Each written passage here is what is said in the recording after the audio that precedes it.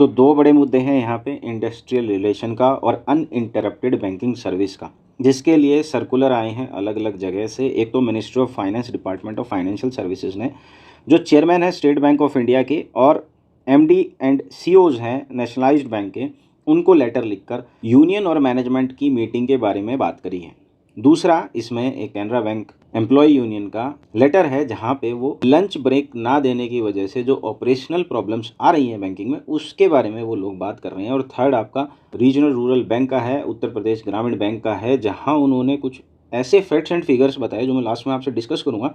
आप सरप्राइज हो जाएंगे कि क्यों लंच ब्रेक देना जो है वो एक नेसेसिटी है और उसको ना देना क्यों अपने आप में इलॉजिकल बन रहा है। तो पॉइंट वाइज ये सारे इश्यूज आज डिस्कस करते हैं अपनी वीडियो में। तो चलिए वीडियो को स्टार्ट करते हैं, लेकिन वीडियो को स्टार्ट करने से पहले आप मेरे चैनल को सब्सक्राइब करें ताकि आपके पास लेटेस्ट अपडेट जो हैं आपको ईजिली मिल पाएँ। तो ये जो पहला सर्कुलर है गवर्नमेंट का, ये क्या बोल रहा है, ये मेन बात इसमें बोलता है कि जो इंडस्ट्रियल रिलेशन है आपके, उससे बेसिकली क्या होता है कि आपके हार्मोनियस एम्प्लॉयर एम्प्लॉय रिलेशन जो होता है मेंटेन होता है, ऑर्गेनाइजेशन स्टेबिलिटी होती है और अल्टीमेटली एम्प्लॉय की जो एंगेजमेंट है वो एनहांस होती है। और इसका क्या फ़ायदा होता है, इससे आपको अनइंटरप्टेड बैंकिंग सर्विसेज जो है मिल जा रही हैं। और इन सब के लिए कंटिन्यूअस डायलॉग की ज़रूरत है, किसके बीच में, जो एम्प्लॉयज़ की यूनियन है और जो ऑफिसर्स की एसोसिएशन की है, सो दैट एक इंस्टीट्यूशनल मैकेनिज्म मिले प्रॉब्लम्स को एड्रेस करने का, और कुछ अगर इश्यूज़ हैं तो वो कंसल्टेशन से रिजॉल्व हो सकें। लेकिन जो डिपार्टमेंट ऑफ फाइनेंशियल सर्विसेज है, उसके नोटिस में एक बात आई है, पब्लिक सेक्टर बैंक्स जो हैं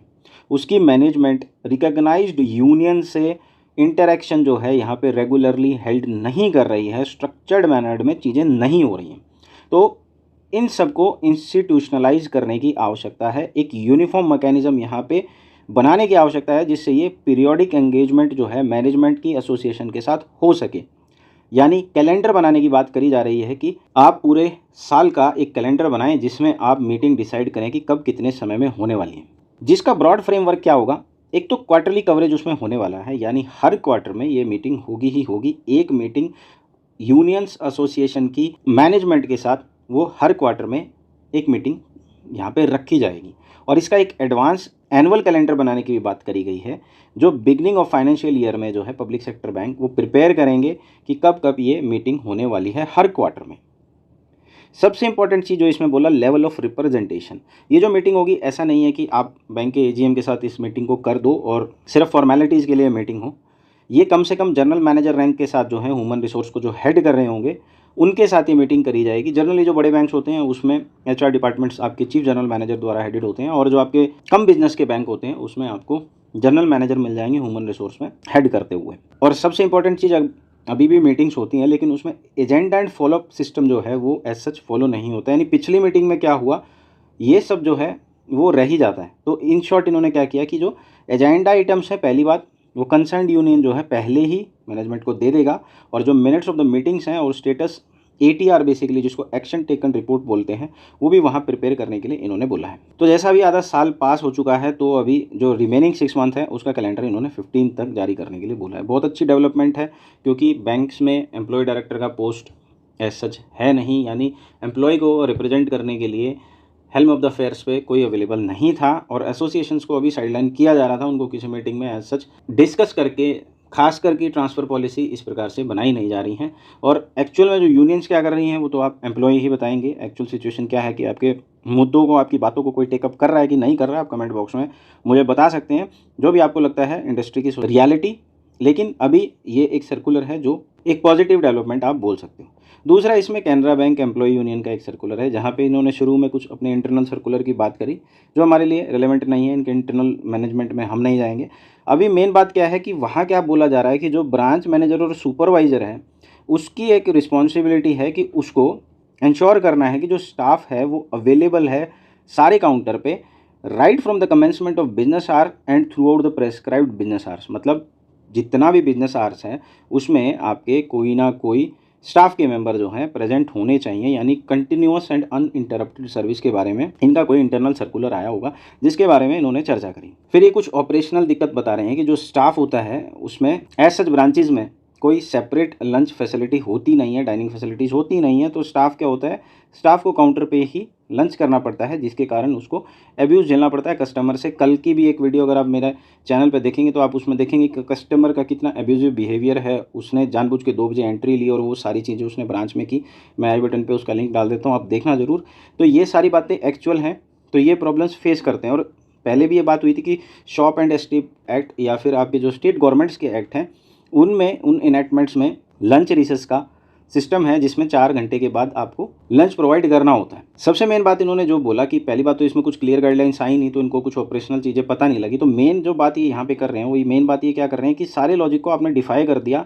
इलॉजिकल बात है ये कि अगर जो कैशियर हैं, क्या हो रहा है ब्रांचेज़ में एक ही कैशियर है, तो एक कैशियर अगर मान लो लंच पे जा रहा है, तो वो बोल रहे हैं कि आप अपनी कीज़ को हैंडओवर करके जाओ और नेक्स्ट बंदे को देकर के काउंटर चलना चाहिए।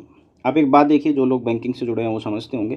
अगर किसी की ब्रांच में कोई कैशियर है और उसके पास मान लीजिए वहाँ पर 20 लाख रुपए के लगभग कैश पड़ा हुआ है, अगर वो अपनी की दूसरे बंदे को हैंडओवर करेगा, तो पहले उसको ये 20 लाख का जो कैश है उसको मैच करना पड़ेगा। यानी उसको ये एग्जैक्ट फिगर मैच करा के कैश को टैली करा कर ही दूसरे बंदे को हैंडओवर कर सकता है। ऐसे वो किसी को भी की हैंडओवर नहीं करता अनटिल एंड अनलेस उसका जो कैश है वो वेरीफाइड ना हो। इस सारी एक्सरसाइज में ही कम से कम 20 से 25 मिनट निकल जाएंगे। तो फिर क्या लॉजिक होगा दूसरे बंदे को की हैंडओवर करने का? तो ये थोड़ा-सा इन्होंने बोला कि ये इलॉजिकल स्टेप है। दूसरा ये बोल रहे हैं कि लकीर के फ़कीर बन के जीवन में कुछ नहीं हासिल होता, ह्यूमन ग्राउंड पे चीज़ों को देखना होता है। भले ही आरबीआई की गाइडलाइंस हो, कुछ ना कुछ आपको मैकेनिज़्म ऐसा डिराइव करना चाहिए कि जो एम्प्लॉयी का पार्ट है उसको भी देखा जा सके, एड्रेस किया जा सके। अब सबसे इंपॉर्टेंट जो सर्कुलर है, जिसमें सारी बातें मोर और लेस सेम है, इसकी थोड़ी-सी हिस्ट्री बता देता हूँ। उत्तर प्रदेश ग्रामीण बैंक ने एक सर्कुलर जारी किया था, जिसमें उन्होंने बोला था कि लंच आवर्स को डिस्प्ले नहीं करना है, लंच की टाइमिंग्स जो है उसको डिस्प्ले नहीं करना है और अनइंटरप्टेड सर्विस जो है वो इंश्योर करनी है। बहुत ही अच्छी बात है, बहुत ही अच्छा पॉइंट है अनइंटरप्टेड बैंकिंग सर्विसेज होना। लेकिन एक इन्होंने जो आंकड़ा दिया है वो बहुत ही इंपॉर्टेंट है देखने के लिए, जिससे बहुत सारी रियलिटी जो है सामने आएंगी कि जो ब्रांचेज हैं उन ब्रांचेज में 3000 ऐसी ब्रांचेज हैं इनके, जहाँ पर एक ही क्लर्क है, सिंगल क्लर्क है। यानी 4329 ब्रांचेज हैं इनके पास, जो उसमें से 3000 ब्रांचेज में सिंगल क्लर्क है। यानी अगर मैं इसकी परसेंटेज में बात करूं तो ये कितना वैल्यू आएगा, लगभग 70%, प्रिसाइजली 69.30% आई थिंक इसकी वैल्यू आएगी। तो 69-70% के पास जो ब्रांच हैं उसमें एक सिंगल क्लर्क है। तो उस सिंगल क्लर्क ब्रांच में इज़ इट पॉसिबल कि वो ब्रांच जो है स्टैगर्ड मैनर में लंच कर पाए? क्योंकि it has become a national issue. सारा कैसे कैसे पूरा इशू अनफोल्ड हुआ वो भी मैंने वीडियो में बताया है। लेकिन अब ये बात जो है इसमें दोनों साइडें निकल के आ रही हैं, मैनेजमेंट का भी और एम्प्लॉयज़ का भी। और इन्होंने एक और बात बोली कि लेबर कोड का भी वायलेशन है अगर ऐसा करते हैं, क्योंकि उसमें लिखा हुआ है before the commencement of business hours at least आपको स्टार्ट करना है ब्रांचेस को। और इनका ये कहना है कि अगर आप ऐसा करते हैं तो आप टोटल वर्किंग आवर्स जो सैंक्शनड हैं एक एम्प्लॉय को, उसको एक्सीड कर जाएंगे कहीं ना कहीं। और ऐसा आप करते हो तो ये क्या होगा, ये वायलेशन होगा गाइडलाइंस का और ये इललेजिटिमेट होगा कहीं ना कहीं। तो उन्होंने बैंक मैनेजमेंट से रिक्वेस्ट किया यहाँ पे कि इस सर्कुलर को विड्रॉ करने की आवश्यकता है और इस पर अब मेरे हिसाब से एक डिटेल्ड डिस्कशन होना चाहिए। लंच के रिगार्डिंग क्लियर गाइडलाइंस आनी चाहिए। स्टाफ को पता होना चाहिए कि उनके लंच का क्या टाइमिंग है, कैसे कैसे वो लंच पे जा पाएंगे। जहाँ पर स्टाफ 1 या 2 है उस ब्रांच में किस तरीके से लंच की सारी ऑपरेशनल गाइडलाइंस आएंगी, ये हमें देखना होगा, ये हमारे को डिस्कस करना होगा। आई होप आज का वीडियो आपको अच्छा लगा होगा, इन्फॉर्मेटिव लगा होगा।